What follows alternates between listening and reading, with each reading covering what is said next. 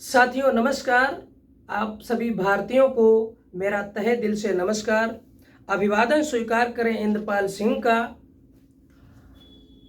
भारतीय समाज में बहुत सारे धर्म हैं, बहुत सारी जातियां हैं और बहुत सारे वर्ण हैं।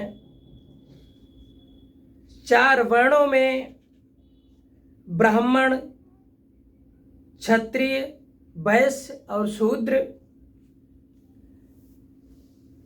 अब हम ये नहीं जानते हैं कि वर्तमान में नागर कौन से वर्ण में आते हैं, लेकिन इतना जरूर है, आज हम आपके सामने एक ऐसी ऐतिहासिक कहानी आपके सामने लेकर आया हूं, जिसको सुनकर आप लोग अचंभित होंगे।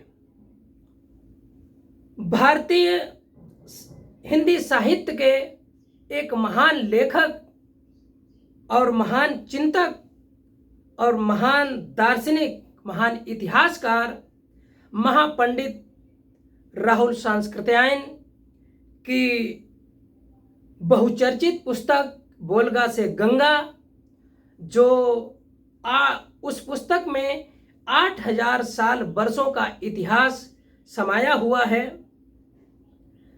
और उन 8000 वर्षों में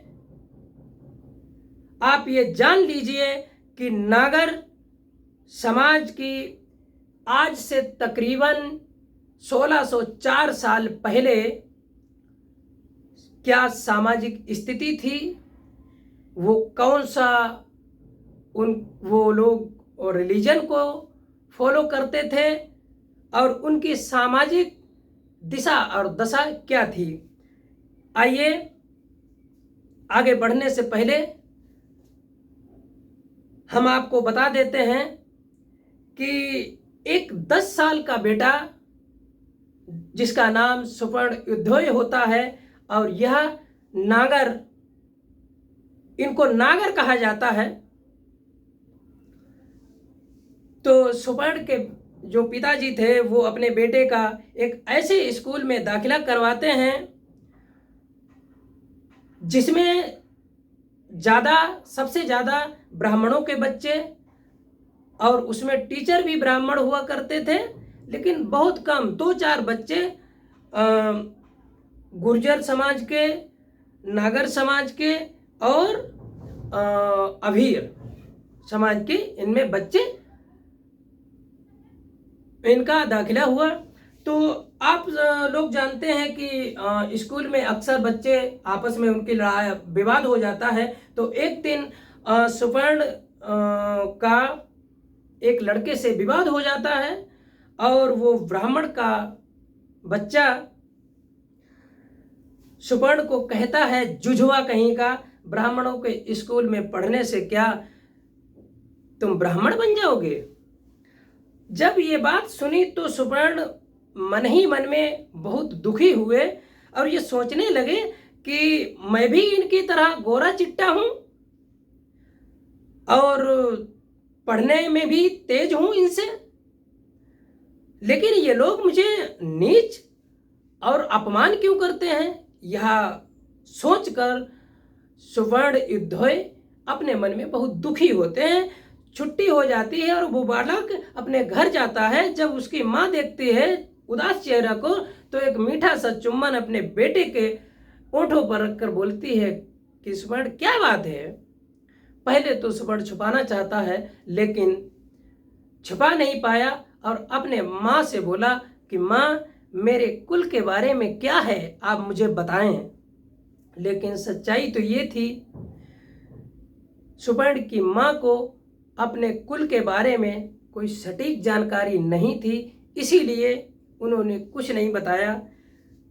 किंतु कई दिनों के बाद स्कूल की छुट्टी हुई और सुपर्ण अपने पिता के साथ खेतों पर जाने के लिए तैयार हुए और उंगली पकड़ के चल रहे। सुपर्ण अपने पिताजी से वही सवाल किया जो अपनी माँ से किया था कि पिताजी बताइए, मेरे कुल के बारे में क्या बात है जो कि स्कूल के बच्चे मुझे जुजवा कहकर चिढ़ाते हैं, अपमानित करते हैं।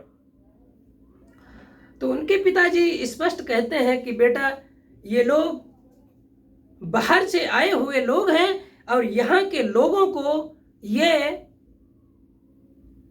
नीच और मलेच्छ समझते हैं, इसलिए अपनी बराबरी किसी को सम्मान नहीं देते हैं। जब ये बात सुनी सुवर्ण ने तो मन ही मन बहुत दुखी हुए और एक समता समानता का विचार लेकर उन्होंने प्राथमिक शिक्षा को ग्रहण किया। लेकिन वो बात नहीं भूले, सुवर्ण एक बहुत ही कर्मठ विद्यार्थी थे। उन्होंने अपने शिष्य कार्यकुशलता से अपने गुरु का भी मन अपनी तरफ आकर्षित कर लिया था और अपने गुरु के वो बहुत प्यारे शिष्य बन गए थे। सुवर्ण ने अपने गुरु से एक नाम सुना था, दिडनांग, लेकिन उनको नहीं पता था कि मैं कभी दिडनांग से मिलूंगा। जब प्राथमिक शिक्षा को प्राप्त करने के बाद में उच्च शिक्षा के लिए जब सुवर्ण उज्जैन में पहुंचे, उज्जैन गुप्त राजाओं की राजधानी थी, और यहां पर जो पहुंचे तब वहां पर दिडनांग एक द्रविड़ नास्तिक के सामने विष्णु क्या 33 कोटि देवताओं का सिंहासन हिलता था। धर्म के नाम पर राजा और ब्राह्मणों का स्वार्थ छिपा हुआ था। और दिडनांग जब वहां पहुंचे तो सुवर्ण ये बताते हैं कि यहाँ पर मेरे मातुल कुल के नागर बिरादरी के लोग यहाँ पर भिक्षु बनकर, श्रमण बनकर शिक्षा ग्रहण करते थे और इसीलिए मुझे यहाँ पर बार बार आने का मौका मिलता था। दिडनांग से कोई आधा घंटा बात करे तो उसका सारा माया जाल जैसे आंधी में पत्ते बिखर जाते हैं, छट जाते हैं, उसी प्रकार कोई उनसे तर्क नहीं करता। बहुत तार्किक व्यक्ति थे वो। और मैं आपको ये बता दूं, अचिंत्य महाविहार, इसको अजंता विहार भी कहा जाता है, और इस महाविहार में दुनिया के जितने भी देश हैं, चीन, Japan, Korea, Thailand, Burma, Singhal द्वीप, तमाम जितने दुनिया के देश हैं, वहाँ के सारे लोग यहाँ पर श्रमण बनकर शिक्षा ग्रहण कर रहे थे। और उसको संचालित करने का काम कौन कर रहा था? वही द्रविड़ नास्तिक दिडनांग, जो वहाँ के प्रोफेसर थे, प्रमुख थे। सुवर्ण कहते हैं कि मैं यहाँ पर 6 महीने रहा हूं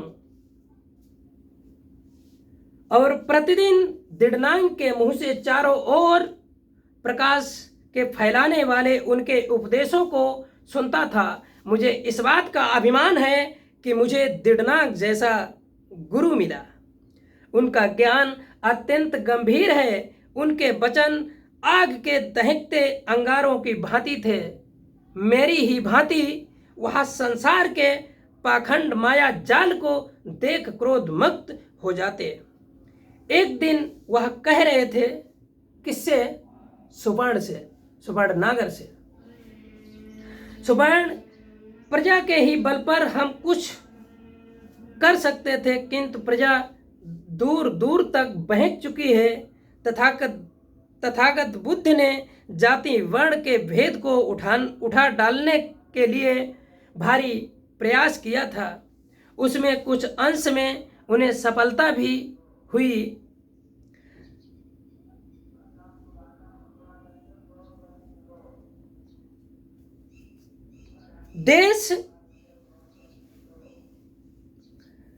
देश में अभीर, गुजर और जाट और नागर जो लोग थे, इनको ब्राह्मण मलेच्छ कहकर घृणा करते थे, किंतु तथागत के संघ ने उन्हें मानवता के समान अधिकार को प्रदान किया।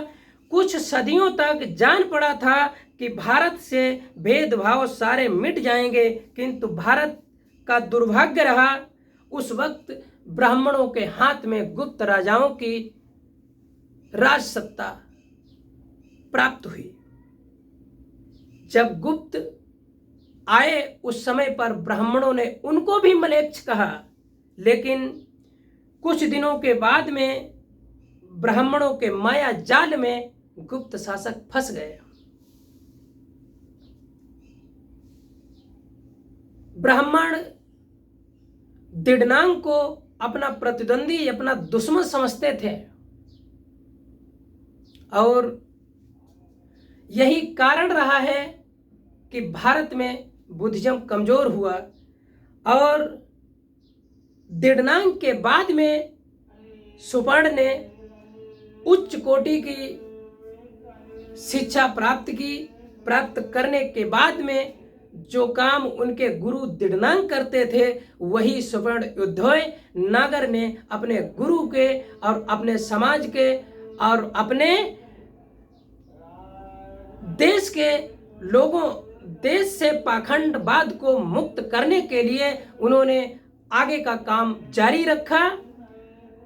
ये बात मैंने आपको इसलिए बताई ताकि हम ये जान सकें, ओबीसी समाज में जितनी भी जातियां हैं, जाट, गुजर, अभीर, यादव, कुर्मी, कुशवाहा, जितनी भी जातियां हैं, वो अगर हम देखें तो हमारे जो पूर्वज थे वो सभी बौद्ध थे, और आज हम उस पाखंड और अंधविश्वास का हिस्सा बन चुके हैं।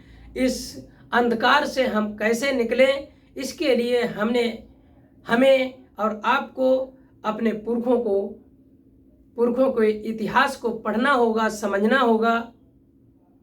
मैं आप लोगों से अपील करता हूं, क्योंकि भारत वो भूमि है जिसकी पहचान आज दुनिया के लेवल पर बहुत बड़े पैमाने पर है। भारत को उसी समय विश्व गुरु कहा जाता था, और आज के समय आज भारत की एजुकेशन, शिक्षा व्यवस्था कहाँ पर है, आप लोग समझ सकते हैं।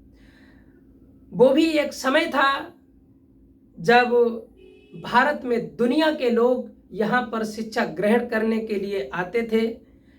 उसी समय को हम सोने की चिड़िया और विश्व गुरु के नाम से जानते थे। आज हमें पुनः अपने भारत को शिक्षित और जागरूक करने के लिए आप लोग भी इसमें शिरकत करें, अपनी भागीदारी दें, क्योंकि जब तक शिक्षा मजबूत नहीं होगी सामाजिक तौर पर, तब तक हमारे समाज का विकास नहीं हो सकता है।